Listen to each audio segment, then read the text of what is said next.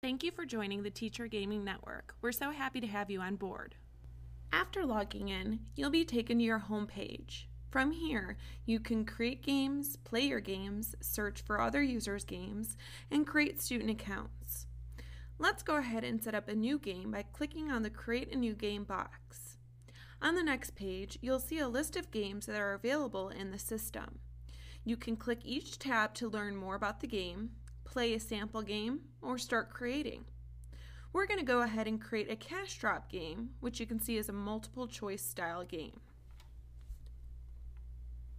Setting up your game is an easy two-step process.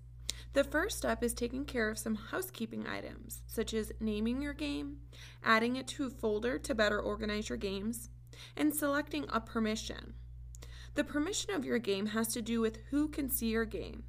You can make it private, so you're the only one who has access to it, or you can choose to share your game with other TGN users in your school, district, state, or across the world.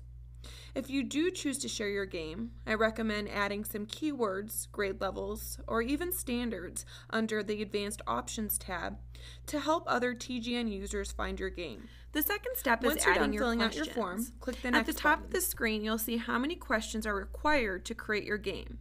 So I need to add at least 10 questions to create a cash drop game. And there are 3 different ways that I can do this. The first way that you'll see listed here is simply by typing in my question and answers into the template and then clicking Add. This will not only add my question to my game, but it will also save my question for future use.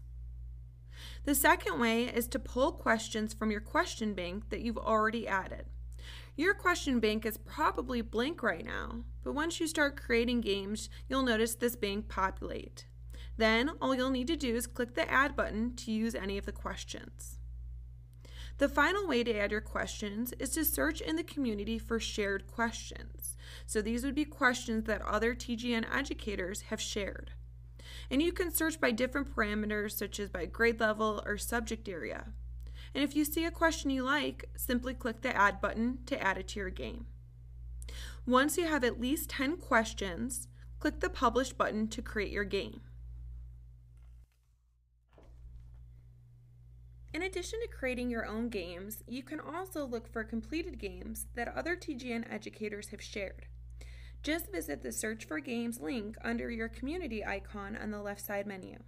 You can then search for games by various fields, such as by subject area or specific game format.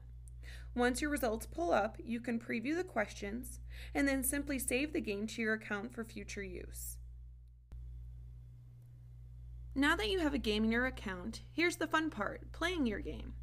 To access your game, just click on the My Games icon on the left side menu, and then you'll see any of your games that you've created or saved pull up. You can play your game from this screen just by clicking on the first icon, the play icon. This will launch the game in a new tab in your web browser. So this is perfect for a classroom activity. You can actually project this game onto a whiteboard or a screen. Alternatively, you can also generate a URL link so your students can play the games individually. To do this, just click on the third icon to generate a URL. You can then paste this link into a website, a learning management system such as Moodle, or send it to your students via email. Students can then visit the link to play the game from any internet-connected device.